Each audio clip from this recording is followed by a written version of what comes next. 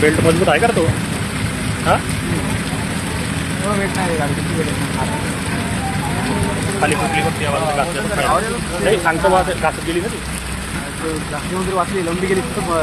हां सरळ कुठल्यासारखी हां इथं पलटून जाऊन गेली असती तर डायरेक्ट फास्ट हां मोठा तरी अलग असते गाडी